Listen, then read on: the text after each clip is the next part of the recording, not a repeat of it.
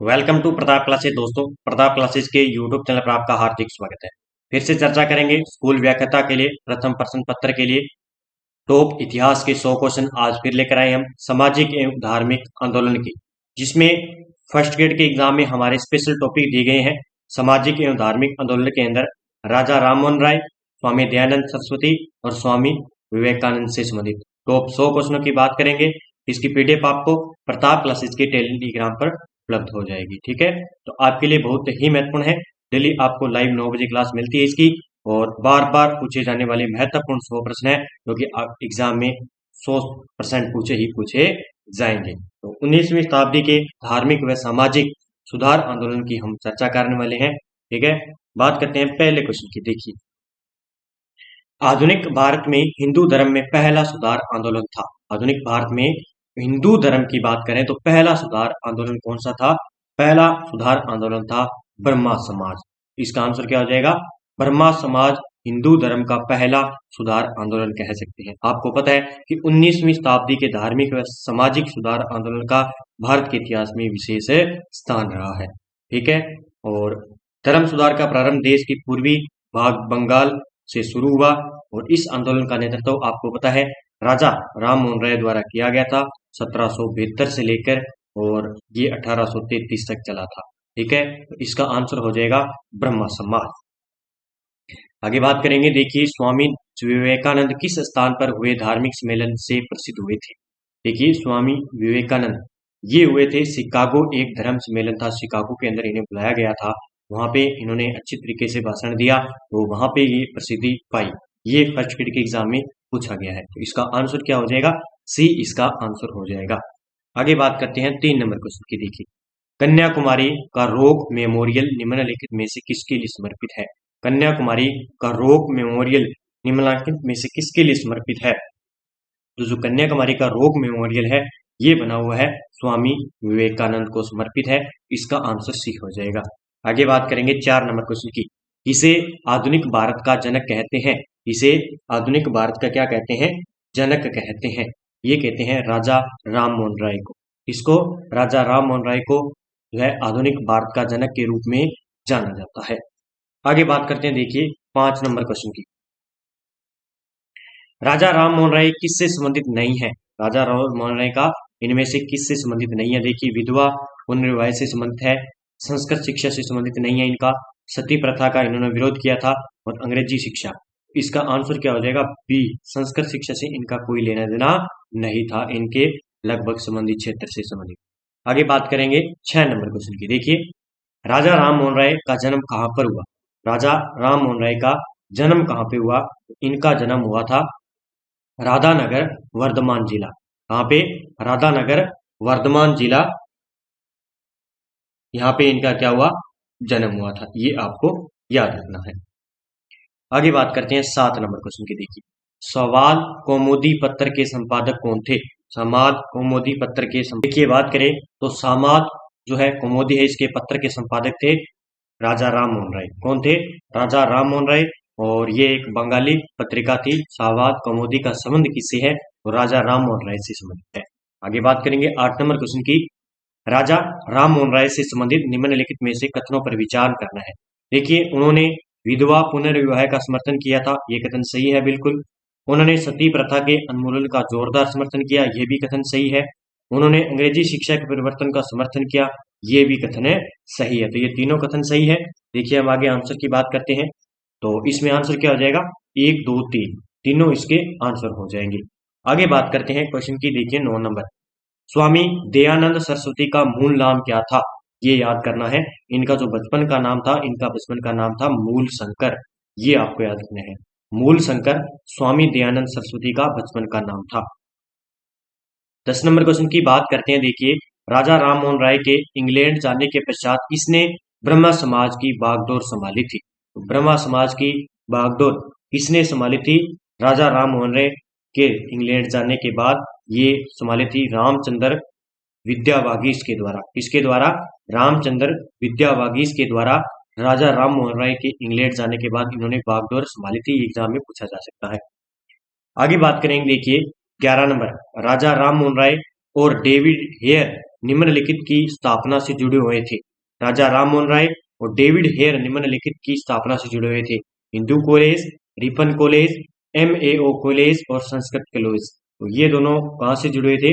ये जुड़े हुए थे हिंदू कॉलेज से। किससे? हिंदू कॉलेज से जुड़े हुए थे राजा राम मोहन राय और डेविड हेयर। आगे बात करेंगे, देखिए 12 नंबर। 1815 ईस्वी में निम्नलिखित में से किसने कलकत्ता में आत्मीय सभा की स्थापना की? कब की थी? 1815 में। और कहाँ की थी? कलकत्ता के अंदर आत्मीय सभा की स्थापना। तो ये किसने की थी? ये की थी राजा राम मोहन राय द्वारा की गई थी। ये आपको याद रखना है। आत्मीय सभा की स्थापना राजा राम मोहन राय द्वारा कलकत्ता के अंदर 1815 में की गई। आगे बात करेंगे, देखिए राजा राम मोहन राय द्वारा ब्रह्मा समाज की स्थापना की गई थी। तो राजा राम मोहन राय द्वारा ब्रह्मा समाज की स्थापना कब की गई थी? ये की गई थी 1828 के अंदर राजा राम मोहन राय द्वारा ब्रह्मा समाज की स्थापना की गई थी। आगे बात करते हैं, देखिए दयानंद सरस्वती द्वारा स्थापित है। तो दयानंद सरस्वती द्वारा स्थापित किया गया था आर्य समाज। ये आपको याद रखना है। आर्य समाज की स्थापना किसने की थी? दयानंद सरस्वती के द्वारा की गई थी। आगे बात करते हैं, देखिए 15 नंबर। देखिए 19वीं सदी के उत्तरार्ध में नव हिंदूवाद के सर्वश्रेष्ठ प्रतिनिधि थे। 19वीं शताब्दी के उत्तरार्ध में नव हिंदूवाद के सर्वश्रेष्ठ प्रतिनिधि कौन थे? तो ये थे स्वामी विवेकानंद। कौन थे? स्वामी विवेकानंद 19वीं सदी के उत्तरार्ध में नव हिंदूवाद के सर्वश्रेष्ठ प्रतिनिधि माने जाते हैं स्वामी विवेकानंद। आगे बात करते हैं 16 नंबर क्वेश्चन की। देखिए स्वामी विवेकानंद ने रामकृष्ण मिशन की स्थापना कब की थी? तो रामकृष्ण मिशन की स्थापना की थी 1893 में। कब की थी? 1893 में स्वामी विवेकानंद के द्वारा रामकृष्ण मिशन की स्थापना की जाती है। आगे बात करते हैं 17 नंबर क्वेश्चन की। देखिए तुहफात उल मुहव्विदीन के रचनाकार कौन है? तुहफात ए उल मुहव्विदीन के रचनाकार है राजा राम मोहन राय। कौन है? राजा राम मोहन राय द्वारा लिखी गई है पुस्तक। आगे बात करते हैं, देखिए 18 नंबर क्वेश्चन की। फारसी साप्ताहिक मिरात उल अखबार का प्रकाशित करते थे। ये कौन करते थे? ये करते थे राजा राम मोहन राय। ये आपको याद रखना है दोनों। फिरात उल अखबार फारसी साप्ताहिक थी एक, ये एग्जाम में पूछा जाता है, तो राजा राम मोहन राय से संबंधित है ये भी। 19 नंबर क्वेश्चन की बात करेंगे, देखिए निम्न में से किसने कहा था अच्छा शासन स्वशासन का सत्यापन नहीं है? अच्छा शासन स्वशासन का सत्यापन नहीं है, ये कथन किसका है? ये कथन है स्वामी दयानंद सरस्वती का। इनका स्वामी दयानंद सरस्वती का। आगे बात करेंगे 20 नंबर। वेदों की ओर लौटो, यह नारा किसने दिया था? वेदों की ओर लौटो, तो आपको पता है ये नारा किसका है? बहुत ही फेमस नारा है, बार बार एग्जाम में पूछा जाता है, तो दयानंद सरस्वती का। आगे बात करेंगे 21 नंबर क्वेश्चन की। देखिए निम्न में से किस व्यक्ति ने सर्वप्रथम स्वराज्य शब्द का प्रयोग किया और हिंदी को राष्ट्रभाषा माना? सर्वप्रथम क्या किया? एक तो स्वराज्य शब्द का प्रयोग किया और हिंदी को क्या माना इन्होंने? राष्ट्रीय भाषा के रूप में माना। वो थे स्वामी दयानंद सरस्वती। स्वराज्य शब्द का संबंध किनसे है? दयानंद सरस्वती से है। ठीक है, अगले क्वेश्चन की बात करते हैं 22 नंबर। देखिए किस धर्म सुधारक की मृत्यु ग्रेट ब्रिटेन के ब्रिस्टल में हुई थी? तो कौन से धर्म सुधारक थे जिनकी मृत्यु कहां पे हुई थी? ग्रेट ब्रिटेन के ब्रिस्टल में हुई थी। ये कौन थे? ये थे राजा राम मोहन राय। कौन थे? राजा राम मोहन राय। आगे बात करेंगे, हमारे धर्म रसोई घर में है, हमारे भगवान खाना बनाने के बर्तनों में है, आज हिंदू धर्म मत छुओवाद बन गया है, यह कथन किसने कहा था? यह कथन कहा था स्वामी विवेकानंद ने। किसने कहा था? स्वामी विवेकानंद ने कहा था कि आज हमारे धर्म क्या बन गए? रसोई धर्म में है, हमारे भगवान खाना बनाने के बर्तनों में है, आज हिंदू धर्म मत और छुओवाद बन गया है। आगे बात करेंगे, देखिए 24 नंबर क्वेश्चन की। किसने विवेकानंद को आधुनिक राष्ट्रीय आंदोलन का आध्यात्मिक पिता की संज्ञा दी है? किसने स्वामी विवेकानंद ने आधुनिक राष्ट्रीय आंदोलन का आध्यात्मिक पिता की संज्ञा दी है, तो वो दी है सुभाष चंद्र बोस ने। किसको? स्वामी विवेकानंद को किसने संज्ञा दी है? सुभाष चंद्र बोस ने कहा है कि आधुनिक राष्ट्रीय आंदोलन का आध्यात्मिक पिता किने कहा? इन्होंने स्वामी विवेकानंद को और सुभाष चंद्र बोस ने कहा। ये कथन याद कर लेना। आगे बात करेंगे, देखिए शिकागो विश्व धर्म पार्लियामेंट जिसमें विवेकानंद ने भाग लिया था का आयोजन किया। ये फर्स्ट ग्रेड के एग्जाम में अब की बार जो 2022 का एग्जाम हुआ था इसमें ये सेम का सेम पूछा गया था। उसने सितंबर दिए थे और ये इसने सन दिए थे। देखिए शिकागो धर्म सम्मेलन हुआ जहाँ पे स्वामी विवेकानंद को बुलाया गया था, उन्होंने भाषण भी दिया था और वहां पे फेमस भी हुए थे वहीं से, शिकागो धर्म सम्मेलन से। तो ये कब हुआ था? तो ये जो धर्म सम्मेलन हुआ था ये एग्जाम में पूछा गया था, ये हुआ था सितंबर 1893 में। ये आपको याद रखना है, सितंबर 1893 के अंदर ये शिकागो विश्व धर्म पार्लियामेंट के अंदर सम्मेलन हुआ था। आगे बात करेंगे 26 नंबर, विवेकानंद के बारे में नीचे दिए गए कथनों में से कौन सा कथन सही है? देखिए उन्होंने वेद को अमोघ माना, ठीक है। आगे बात करते हैं, देखिए यह कथन बिल्कुल सही है। और उनका विश्वास था कि वेदांत पूर्ण रूप से संगत है, यह भी कथन सही है। उन्होंने जाति विशेषता की निंदा की, यह भी कथन सही है। यानी तीनों कथन इनके सही हैं, विशेषता के तौर पर पूछे जा सकते हैं। आगे बात करते हैं, देखिए 4 नंबर क्वेश्चन की। देखिए उन्होंने अपने देशवासियों की इस बात के लिए आलोचना की कि उन्होंने बाहरी विश्व से संपर्क छोड़ दिया।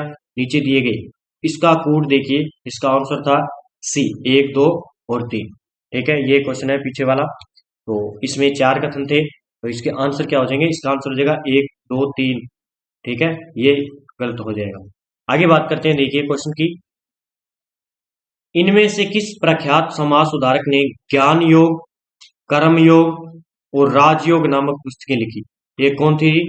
ज्ञान योग, कर्म योग और राजयोग पुस्तकें लिखी थी। तो ये एग्जाम में पूछा जाता है, जो खासकर पूछी जाती है ज्ञान योग और कर्म योग और राजयोग। तो ये किसके द्वारा लिखी गई थी? ये लिखी गई थी स्वामी विवेकानंद के द्वारा, स्वामी विवेकानंद के द्वारा। आगे बात करते हैं 28 नंबर क्वेश्चन की, सत्यार्थ प्रकाश पुस्तक के लेखक कौन है? सत्यार्थ प्रकाश पुस्तक के लेखक हैं दयानंद सरस्वती। दयानंद सरस्वती की पुस्तक है सत्यार्थ प्रकाश, जो कि एक हिंदी में लिखी हुई है। किसके द्वारा? किसमें लिखी हुई है? हिंदी पुस्तक है ये सत्यार्थ प्रकाश। आगे बात करेंगे 29 नंबर क्वेश्चन की, रामकृष्ण मिशन की स्थापना किसने की थी?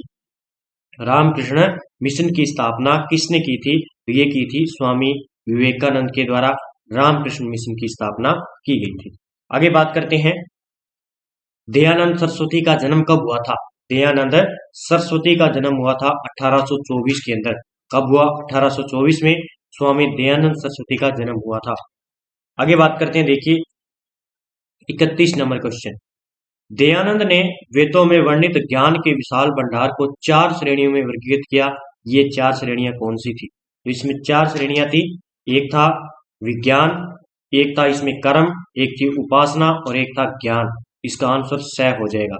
4 भंडार बताए थे, जिनमें एक था विज्ञान, कर्म, उपासना और ज्ञान। किसके द्वारा बताया गया? स्वामी दयानंद सरस्वती ने वेदों में वर्णित ज्ञान के विशाल भंडार को, ठीक है।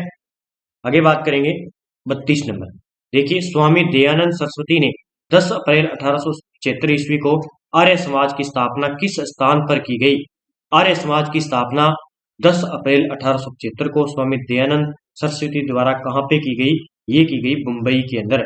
ये याद कर लेना, मुंबई के अंदर आर्य समाज की स्थापना की गई। कब की गई? ये डेट आपको याद रखनी है, 10 अप्रैल 1875 को। किसके द्वारा? स्वामी दयानंद सरस्वती के द्वारा। आगे बात करते हैं, देखिए स्वामी दयानंद सरस्वती का देहावसान कब हुआ था? इनकी मृत्यु कब हुई थी? ये डेट आपको याद रखनी है। तो इनकी डेट है, देखिए 30 अक्टूबर 1883। 30 अक्टूबर 1883 को स्वामी दयानंद का देहावसान हुआ था, ठीक है। इसका आंसर हो जाएगा बी। आगे बात करते हैं 34 नंबर, देखिए किसने ऋग्वेद भाष्या, वेद भाष्या भूमिका, गो करुणा निधि, पाखंड खंडन नामक प्रसिद्ध ग्रंथों की रचना की थी? और ये एग्जाम में पूछा गया है, ठीक है। तो ये आपको याद रखना है, प्रसिद्ध ग्रंथ है ये किनके है? ये है दयानंद सरस्वती की। किनके है? दयानंद सरस्वती के है। ऋग्वेदा भाष्य, वेद भाष्य भूमिका, गो करुणा निधि और पाखंड खंडन, ठीक है। आगे बात करेंगे 35 नंबर क्वेश्चन की, देखिए 1820 ईस्वी में प्रीसेप्ट ऑफ द जीसस, यीशु का उपदेश नामक पुस्तक किसने लिखी? ये पुस्तक लिखी थी स्वामी राजा राम मोहन राय ने। इनके द्वारा? राजा राम मोहन राय के द्वारा ये प्रीसेप्ट ऑफ जीसस, जिसका अर्थ क्या होता है, यीशु का उपदेश नामक पुस्तक 1820 में राजा राम मोहन राय के द्वारा लिखी गई।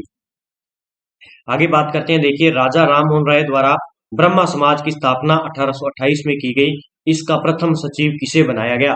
ये मोस्ट हो सकता है और एग्जाम में पूछा भी जा सकता है। देखिए राजा राम मोहन राय द्वारा ब्रह्मा समाज की स्थापना कब की गई? 1828 को की गई। तो इसका प्रथम सचिव किसे बनाया गया था?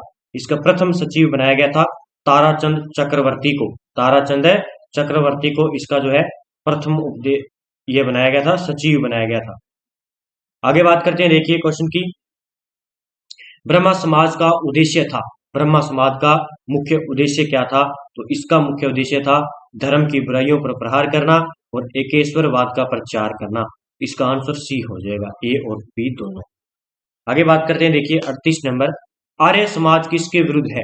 आर्य समाज किसके विरुद्ध है? आर्य समाज था धार्मिक अनुष्ठान और मूर्ति पूजा के विरुद्ध था। कौन? आर्य समाज। ठीक है, आगे बात करते हैं, देखिए 39 नंबर, यदि कोई भारत को समझना चाहता है तो उसे विवेकानंद को पढ़ना चाहिए। यह कथन किसका है?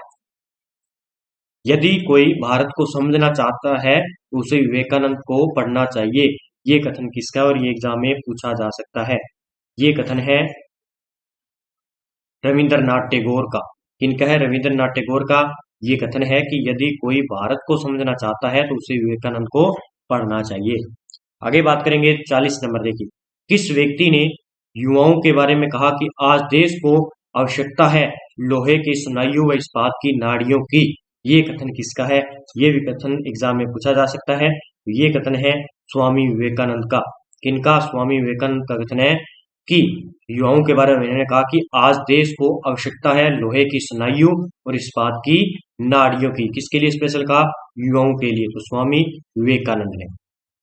आगे बात करेंगे, देखिए रामकृष्ण परमहंस शिक्षा प्राप्त करने के बाद नरेंद्र नाथ यानी जिन्हें कहा गया वीवी दिशपांड के नाम से जाने गए और फिर खेतड़ी के किस महाराजा के सुझाव पर उन्होंने अपना नाम बदलकर विवेकानंद रखा? इन्होंने शिक्षा किनसे प्राप्त की थी? रामकृष्ण परमहंस। इनके आधार पर ही, इनके नाम पर इन्होंने एक संस्था चलाई थी, रामकृष्ण मिशन। ठीक है, तो देखिए ये झुंझुनू के राजा कौन थे? तो ये महाराजा अजीत सिंह थे। इनके सुझाव पर इन्होंने नाम रखा था विवेकानंद। ठीक है, विवेकानंद इनके आधार पर रखा था। ये एग्जाम में पूछा जा सकता है, अभी तक पूछा नहीं गया है लेकिन ये पूछा जा सकता है। आगे बात करेंगे, देखिए रामकृष्ण मिशन का अध्यय वाक्य है। ये सारे के सारे क्वेश्चन जो है कक्षा 12 की एनसीईआरटी बुक में दिए हुए हैं, आरबीसी की बुक में। तो रामकृष्ण मिशन का अध्यय वाक्य क्या है? ठीक है, अध्यय वाक्य क्या था? ये एग्जाम में बचे हुए क्वेश्चन है, ये एग्जाम में पूछे जा सकते हैं। ठीक है, तो रामकृष्ण मिशन था जो संस्था बनाई गई थी, इसका अध्यय वाक्य क्या रखा गया था? इसका था आत्मनो मोक्षार्थ जगत हिताय। ठीक है, आत्मनो मोक्षार्थ जगत हिताय, ये इसका अध्यय वाक्य था। ये आपको याद रखना है। आगे बात करेंगे, देखिए हिंदू लूथर के नाम से किन्हें जाना जाता है? हिंदू लूथर के नाम से ये जाना जाता है स्वामी दयानंद सरस्वती को हिंदू लूथर के नाम से जाना जाता है। आगे बात करेंगे 44 नंबर, निम्न में से राजा राम मोहन राय द्वारा रचित साहित्य या समाचार पत्र इसमें इनमें से नहीं है। देखिए हिंदू उत्तराधिकार नियम इनका है, मिरात उल अखबार इनका बना हुआ है और बगदूत इनका है ही, और ब्रह्मा मैकेनिकल मैगजीन ये क्या पे? यहाँ पे मैगजीन। तो ठीक है, ये सभी है और ये सबका सत्यार्थ प्रकाश किनका है? दयानंद सरस्वती का है। तो ये सारे हो जाएंगे इसमें और ये गलत हो जाएगा। तो ये हिंदू उत्तराधिकार नियम ये याद करना है आपको। मिरात उल अखबार राजा राम मोहन राय का है, बगदूत राजा राम मोहन राय का है और ब्रह्मा मैकेनिकल ये आपको याद रखना है। आगे बात करते हैं 45 नंबर, देखिए तत्वबोधनी सभा की स्थापना किसने की? तत्वबोधनी सभा की स्थापना किसके द्वारा की गई? देवेंद्रनाथ टैगोर के द्वारा। देवेंद्रनाथ टैगोर के द्वारा तत्वबोधनी सभा की स्थापना की गई, ये आपको याद रखना है। आगे बात करते हैं, देखिए राजा राम मोहन राय ने कोलकाता में आत्मीय सभा की स्थापना कब की थी? किसके द्वारा की गई थी? पहले क्वेश्चन था कि राजा राम मोहन के द्वारा आत्मीय सभा की स्थापना की गई, लेकिन कब की गई ये एग्जाम में पूछा जा सकता है। तो 1815 के अंदर आत्मीय सभा की स्थापना राजा राम मोहन राय द्वारा की गई थी। आगे बात करते हैं 47 नंबर, स्वामी दयानंद सरस्वती के स्वर्गवास होने के बाद घर से, तो यहाँ पे क्या है ये कि स्वामी दयानंद सरस्वती के स्वर्गवास होने के बाद यहाँ पे है कि 1886 में, कब, 1886 में, 1886 में दयानंद एंग्लो वैदिक स्कूल की स्थापना कहाँ की गई थी? तो ये की गई थी लाहौर के अंदर। ये एग्जाम में छप सकता है। 1886 के अंदर दयानंद एंग्लो वैदिक स्कूल की स्थापना की गई थी लाहौर के अंदर उनकी मृत्यु के बाद। आगे बात करते हैं, देखिए 50 नंबर, स्वामी विवेकानंद का जन्म कब हुआ था? स्वामी विवेकानंद का जन्म हुआ था 12 जनवरी 1863 को, याद कर लेना। आगे बात करते हैं, देखिए स्वामी विवेकानंद का जन्म कहां पर हुआ था?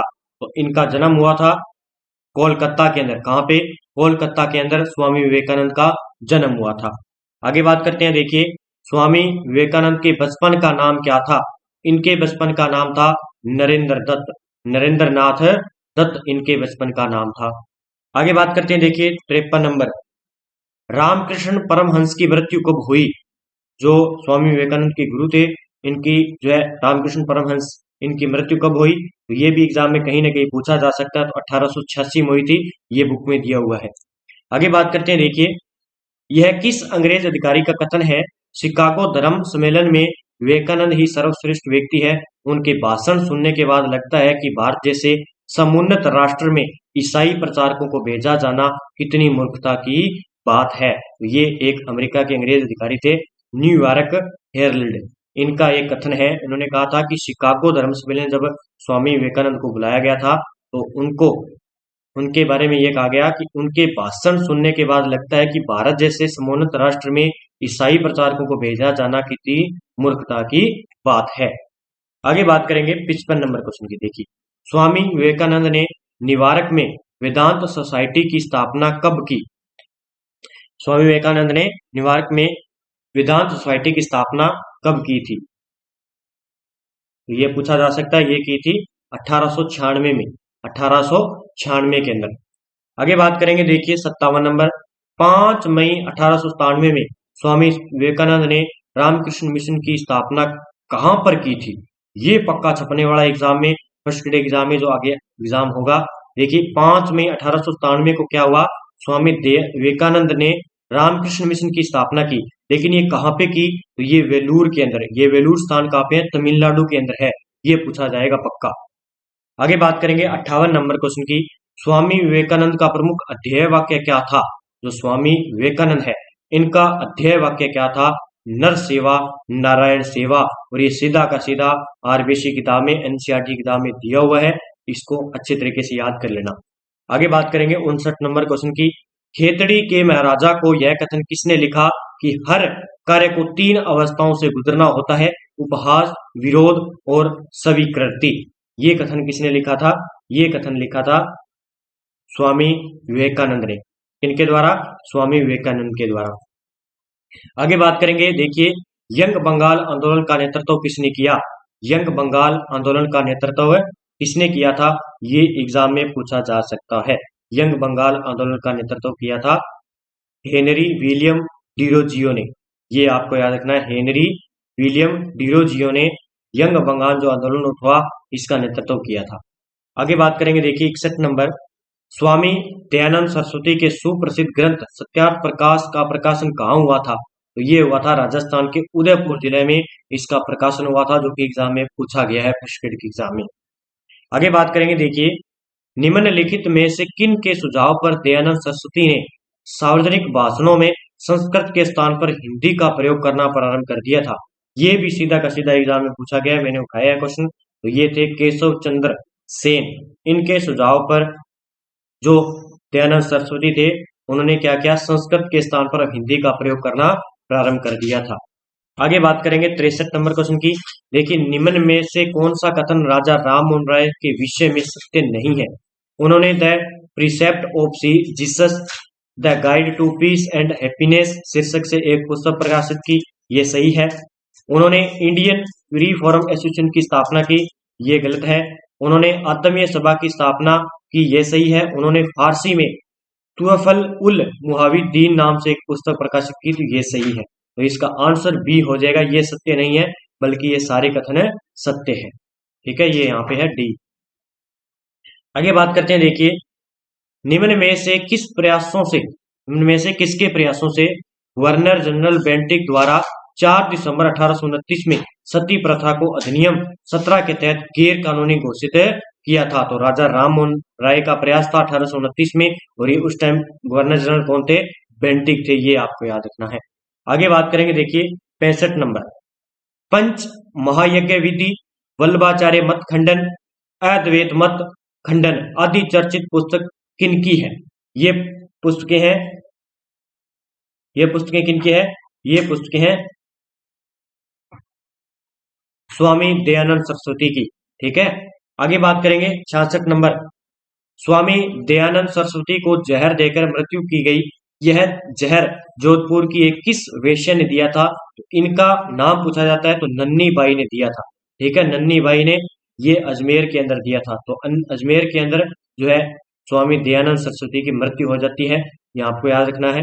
ठीक है, आगे बात करेंगे, देखिए वे प्रथम भारतीय थे जिन्होंने कहा था कि भारत भारतवासियों के लिए है। यह कथन स्वामी दयानंद सरस्वती के लिए किसने कहा था? यह कथन है एनी बेसेंट ने कहा था। किसने? एनी बेसेंट ने कहा कि भारत भारतवासियों के लिए है। यह कथन स्वामी दयानंद सरस्वती के लिए कहा था। किसने? एनी बेसेंट ने। आगे बात करते हैं, देखिए तीर्थ यात्रा व्यर्थ है और अंधविश्वास दर्शाती है। यह कथन किसका है? सीधा का सीधा एग्जाम में पूछा जा सकता है। इन्होंने कहा कि तीर्थ यात्रा क्या है? व्यर्थ है और अंधविश्वास दर्शाती है। ये कथन है स्वामी दयानंद सरस्वती का। आगे बात करते हैं, देखिए उन्होंने लिखा एकमात्र भगवान जिसमें मैं विश्वास करता हूँ वह सभी आत्माओं का कुछ सहयोग और सबसे पहले मेरे भगवान सभी जातियों की कुछ पीड़ित दरिद्र है। यह कथन किसका है? यह कथन सीधा उठाकर पूछ लिया जा सकता है। तो ये भी स्वामी विवेकानंद का था। आगे बात करते हैं, देखिए शिक्षित भारतीयों को संबोधित करते हुए किसने कहा जब तक करोड़ों लोग भूख और अज्ञान से पीड़ित हैं तब तक मैं उस हर व्यक्ति को देशद्रोही समझूंगा जो उनके खर्च से शिक्षित बनकर उनके प्रति तनिक भी ध्यान नहीं देता है। ये कथन किनका है? ये भी कथन है स्वामी विवेकानंद का। ये आपको याद रखना है। सीधे की सीधे एग्जाम में क्वेश्चन उठाए जा सकते हैं। अगला क्वेश्चन है स्वामी विवेकानंद को राष्ट्रीय आंदोलन का आध्यात्मिक पिता किसने कहा था? तो ये कहा था सुभाष चंद्र बोस ने। किसने? सुभाष चंद्र बोस ने। आज के जो टॉपिक था हमारा प्रमुख धार्मिक आंदोलन से संबंधित टॉपिक थे हमारे राजा राम मोहन राय और स्वामी विवेकानंद और दयानंद सरस्वती संबंधित। तो टॉप क्वेश्चन तो जो थे एग्जाम में पूछे जाने वाले उनकी हमने चर्चा कर ली है। तो इससे बाहर एक भी क्वेश्चन बाहर नहीं जाएगा। मैंने एनसीईआरटी बुक से और अच्छे तरीके से डाटा उठाकर आपको क्वेश्चन बनाकर दिए हैं। और आपको पता है कि आरपीएससी एनसीईआरटी की बुकों से क्वेश्चन उठाती है। पिछली बार के जो क्वेश्चन आए थे मैंने भी इसमें शामिल कर दिए। जो इस टॉपिक से रिलेटेड क्वेश्चन आए आज तक 2011 से लेकर 2022 तक मैंने सभी क्वेश्चन डाल दिए और इसके अलावा मैंने क्वेश्चन बनाए हैं, तो आपके लिए महत्वपूर्ण होने वाले हैं। इसी के साथ ही जो विद्यार्थी ईआरओ के एग्जाम की तैयारी करें तो उनके लिए स्पेशल अंतरराष्ट्रीय राष्ट्रीय प्लस राजस्थान करंट अफेयर्स की टेस्ट सीरीज आपको 50 रुपए में दी जा रही है।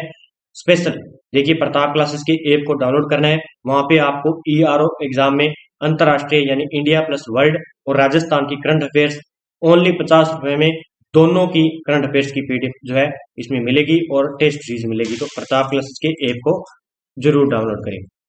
और जो विद्यार्थी फर्स्ट ग्रेड सेकंड ग्रेड के एग्जाम की तैयारी करें हैं या राजस्थान पुलिस की एग्जाम की तैयारी करें हैं, सीईटी की एग्जाम की तैयारी करें उनके लिए स्पेशल ज्योग्राफी टेस्ट सीरीज है विश्व का गोल और भारत का भूगोल टेस्ट सीरीज। इसका प्राइस आपका 50 रुपए रहने वाला है। ठीक है, और ऑल इंडिया एग्जाम की तैयारी करें जैसे दिल्ली पुलिस की है या सीआरपीएफ की है या राजस्थान पुलिस की तैयारी कर रही हैं राजस्थान में और सीईटी की एग्जाम की तैयारी कर रहे हैं फर्स्ट ग्रेड सेकंड ग्रेड की, तो आपको इंडिया व वर्ल्ड करंट अफेयर्स पढ़ना ही पढ़ना पड़ेगा। तो आपके लिए स्पेशल जनवरी 2023 से दिसंबर 2023 तक पूरे एक साल की मंथली वाइज टेस्ट सीरीज मिलेगी इसमें और पीडीएफ फ्री मिलेगी। आपके पूरे एक साल के 50 रुपए इसमें लगने वाले हैं। तो अभी से जरूर ज्वाइन करें टेस्ट सीरीज को। तो प्रताप क्लासेस को ऐप को डाउनलोड कर लेना। ठीक है, आज के जितने भी क्वेश्चन थे हमने कंप्लीट कर लिए हैं। आगे हम टॉपिक लेकर आएंगे जो भी फर्स्ट ग्रेड के एग्जाम में सिलेबस में दिया हुआ है। तो सभी जुड़े रहिए, चैनल को सब्सक्राइब कर लीजिए और बेल आइकन दबाइए ताकि आपके पास डेली नोटिफिकेशन पहुंच पाए। जय हिंद, जय भारत दोस्तों।